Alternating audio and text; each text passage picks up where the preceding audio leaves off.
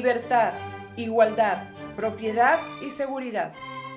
Estos 4 son los principios individuales del liberalismo. La libertad, entendida en todos sus aspectos, en lo individual, en lo económico, entre otros, es la base primordial de esta corriente.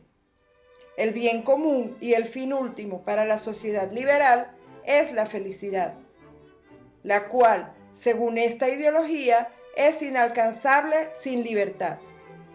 El liberalismo no hace descansar los derechos y las garantías ciudadanas en la buena bondad o no de los gobernantes.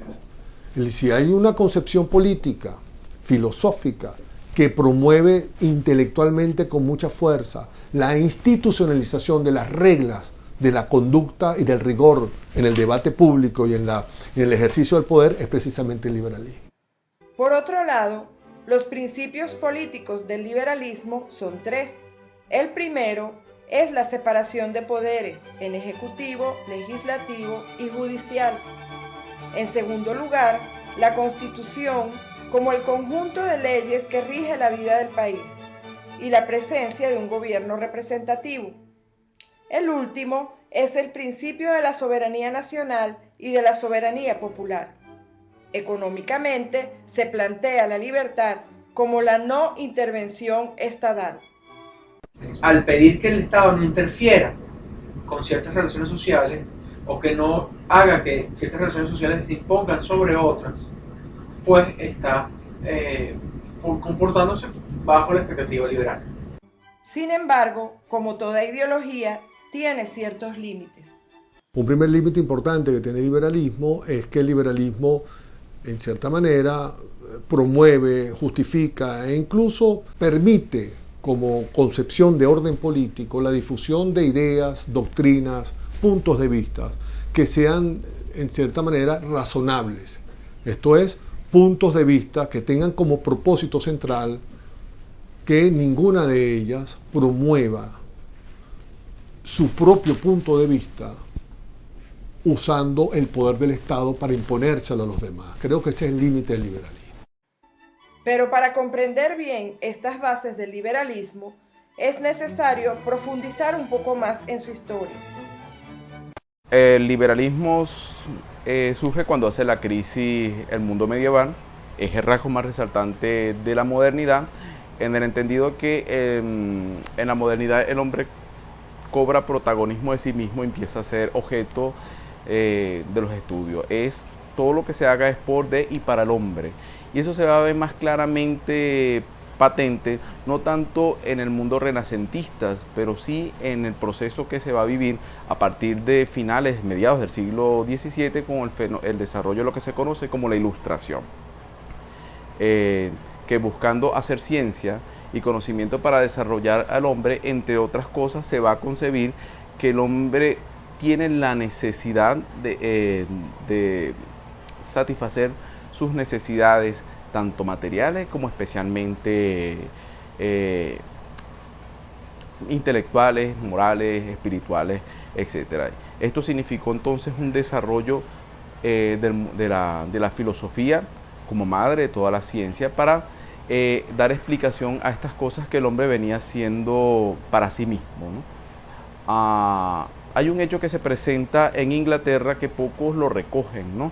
Hacia mediados del siglo XVII se da la llamada Revolución Inglesa, y los ingleses, más allá de cortarle la cabeza a Carlos I Estuardo y que se impone una figura tan fuerte como Oliver Cromwell, hacia 1886 se va a producir lo que se llama la Revolución Gloriosa, que es que Guillermo I de Orange, que viene de Holanda, se impone como rey en Inglaterra, y él va a respetar las libertades de los varones, en un hecho inédito en aquel momento, pero que no hace otra cosa sino que recordar una institución que se había firmado en 1215, que se conoció como la Carta Magna, y esa Carta Magna, que para muchos es la única constitución que tienen los ingleses, la va a firmar un rey que la historia lo recoge como Juan Sin Tierra,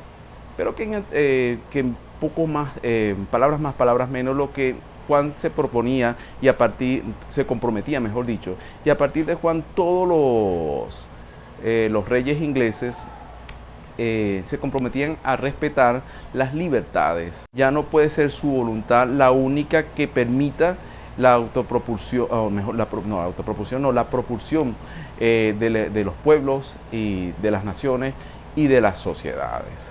A partir de este momento empieza a vivirse entonces una situación en Inglaterra de lo que se conoce como monarquía parlamentaria, en el entendido de que es el órgano parlamentario quien limita los poderes del monarca, y juntos monarca, es decir, el gobierno y el parlamento, el poder legislativo, entonces conllevan en una forma autorregulada de poderes al desarrollo de lo que es la nación inglesa. Este es el primer gran antecedente del liberalismo en el mundo. Luego, en el siglo XVIII, con el movimiento ilustrado, se consolidarían más los pensamientos liberales con hombres como Rousseau, Locke y Montesquieu. El primero, Rousseau, propone que el hombre se hace libre en la medida que acata las leyes, y Montesquieu, el espíritu de las leyes. Los poderes se autorregulan y con ellos entonces se protegen las libertades de los hombres.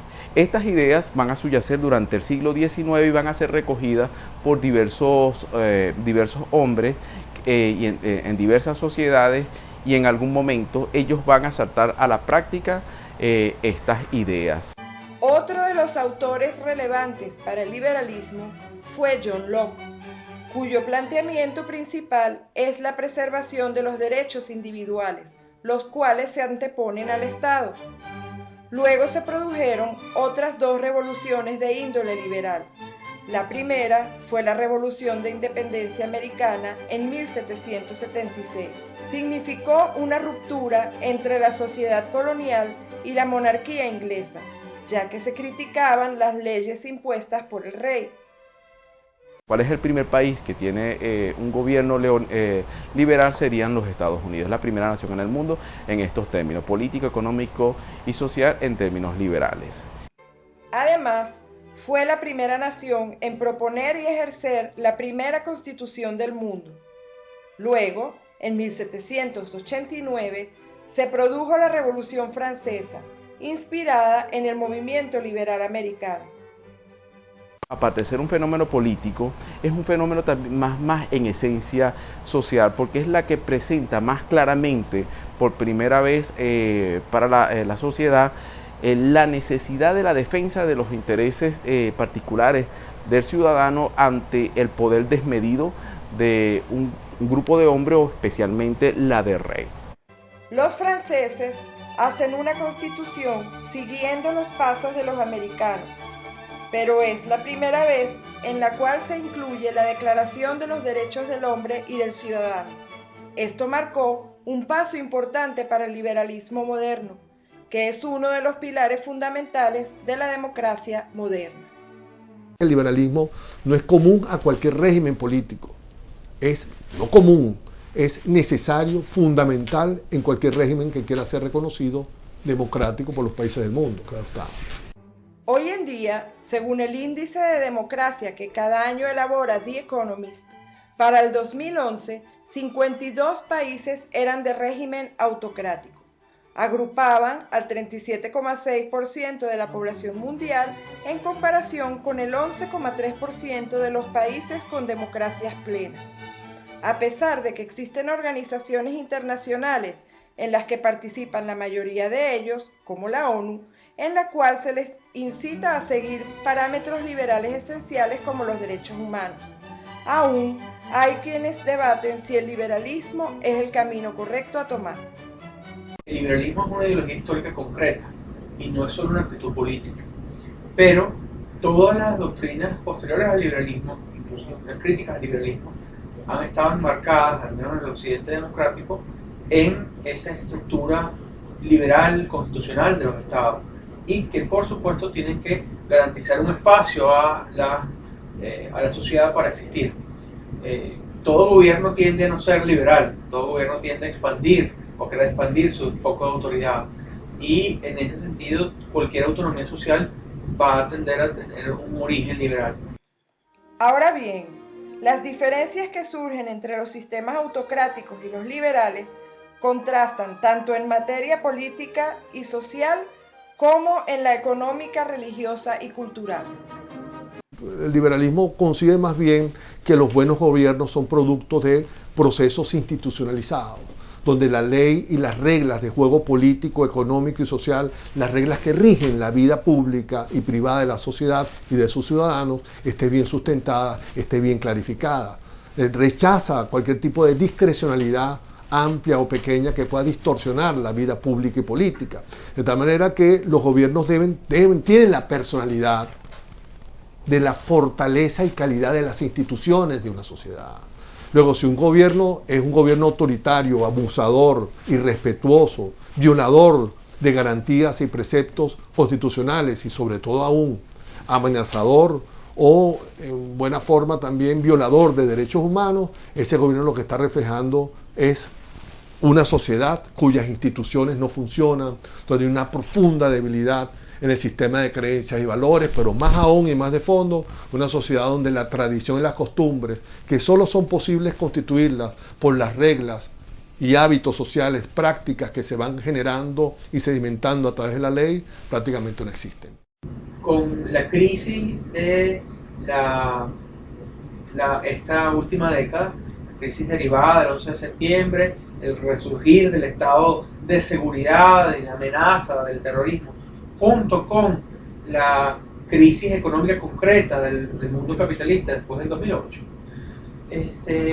ha resurgido la idea de un Estado fuerte, un Estado que se permita mayores intervenciones. Eso no es un socialismo porque nadie está diciendo que los medios de producción deben pasar al Estado, pero no en su totalidad.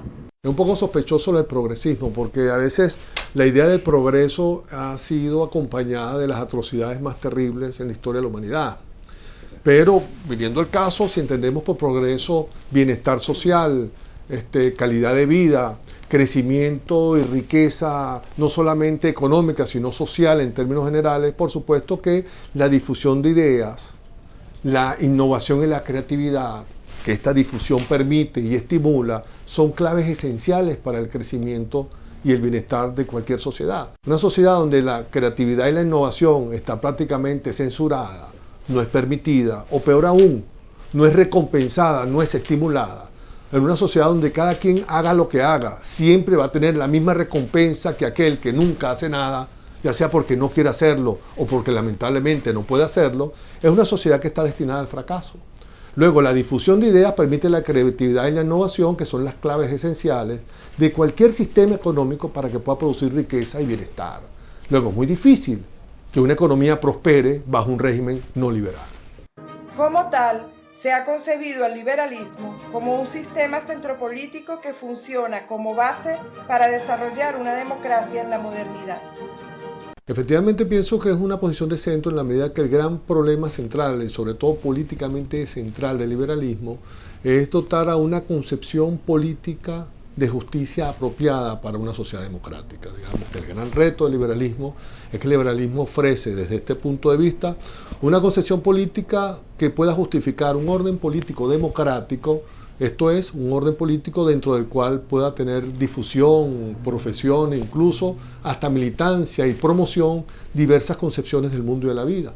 Luego, lo que define el liberalismo en términos prácticos y sobre todo en términos filosóficos, por otra parte, es que el liberalismo es una concepción política que promueve la diversidad de puntos de vista, a veces distintos e incompatibles entre sí, para usar la frase más usual de John Rawls, que es quien mejor ha desarrollado esta concepción de centro político por parte del liberalismo. De tal manera que el liberalismo es una concepción política que busca justificar un orden político democrático indistintamente de la visión política, social, moral y económica que tengan sus ciudadanos, indistintamente de la promoción que estos ciudadanos hagan de sus perspectivas religiosas, morales y filosóficas. Pero la propia estructura de los estados actualmente, los pactos que existen entre los estados, el orden económico internacional no es exactamente liberal, es más bien podremos decir keynesiano, está derivado del consenso después de la Segunda Guerra Mundial. Hay un orden macroeconómico mundial, hay organismos que regulan y de acuerdo entre los estados el sistema monetario, el sistema financiero, todo el flujo de capitales. Es que es difícil que los actores económicos sean completamente autónomos en este mundo, tal como existe. Tendría que haber una revolución liberal, si se quiere, para una mayor desregulación. Pero ¿será posible que una sociedad pueda funcionar desprendiéndose por completo de toda característica del sistema liberal? No creo que sea imposible, pero tampoco creo que sea deseable y tampoco creo que ocurra sin resistencia, por un hecho significativo de la naturaleza humana.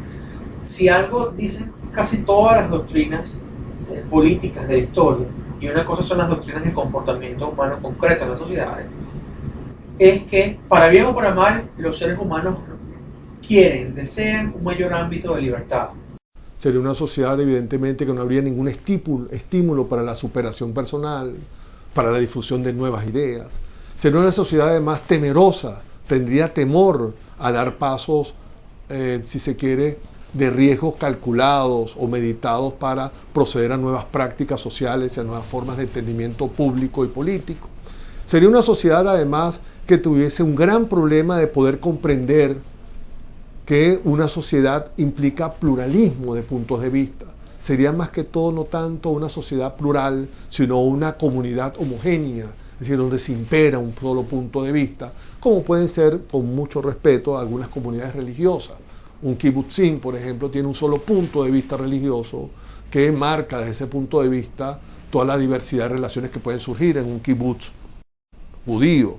De tal manera que una sociedad donde no impere el liberalismo, donde sea una sociedad no liberal, es una sociedad condenada al fracaso, una sociedad autoritaria, una sociedad, por supuesto, donde los sujetos no tienen ningún tipo de posibilidad de enriquecimiento personal ni desarrollo incluso de su personalidad individual. Es factible en el sentido que gente históricamente lo intentaba. Ha habido movimientos, grupos, ideólogos que han planteado que la libertad humana o la aspiración de individualismo y de mayor autonomía del individuo es una quimera, es un engaño. Nosotros vivimos engañados por nuestro entorno, engañados por la ideología que tenemos heredada, etcétera, etcétera. Lo que ocurre con esas ideologías es que cuando se ponen en la práctica, desde los sistemas autoritarios de la antigüedad hasta los sistemas totalitarios del mundo moderno, se han enfrentado con la complejidad de la naturaleza humana y solo han logrado sobrevivir allí donde han sobrevivido con una enorme represión y a costa de un enorme desmedro de los recursos humanos de una sociedad.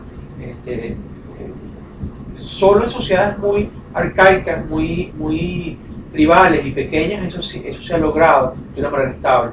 Pero las grandes sociedades, las complejas sociedades modernas, son prácticamente imposibles de sostener sin algún tipo de liberalismo, sin alguna autonomía individual. Precisamente porque los seres humanos son muy complejos y tenemos una variedad de quereres, una variedad de destinos por nuestro libre albedrío. La libertad entonces está programada ya por la naturaleza, ya por la providencia en cada uno de nosotros. Y eso es algo que estos modelos no han podido subyugar. Aunque hayan podido arrasar con sus sociedades, precisamente el resultado es ese, una sociedad pobre y terriblemente desfasada. Incluso los sistemas autoritarios que hoy corren hacia el capitalismo, como el caso chino, por ejemplo, mantienen un grado de autonomía de la sociedad en algunos ámbitos de su vida. Y eso, en buena medida, es una puerta para un eventual liberalismo en esa sociedad.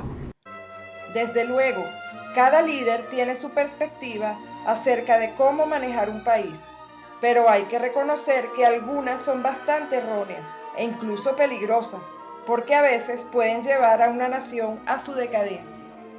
Y hoy en día, por supuesto, hay que entender que las sociedades no se crean de la nada. Las sociedades no se crean, digamos, por una revolución. Ese fue el grave error que Karl Popper identificó en el marxismo, que es creer que las sociedades se cambian holísticamente de un solo golpe, a diestra y siniestra, por la mera voluntad de un gobernante o de una cofradía de vanguardia política. No, las sociedades tienen tradiciones y costumbres muy antiguas, y el liberalismo lo que ha hecho hasta ahora es responder a esas profundas tradiciones y tratar de entender que allí, que en el trasfondo de la cultura política pública de una sociedad están los rasgos más importantes para establecer si esa sociedad tiene posibilidades democráticas, posibilidades no democráticas e incluso posibilidades mixtas de ordenación, pero son nuestras profundas tradiciones. Montesquieu siempre defendió la idea de que el tipo de gobierno adoptado por una nación debía depender de sus condiciones, especialmente de sus características como sociedad, dado que así se descubría la tendencia de dicha nación hacia la virtud, el honor o el temor. Pero una verdad irrevocable en nuestros tiempos modernos es que como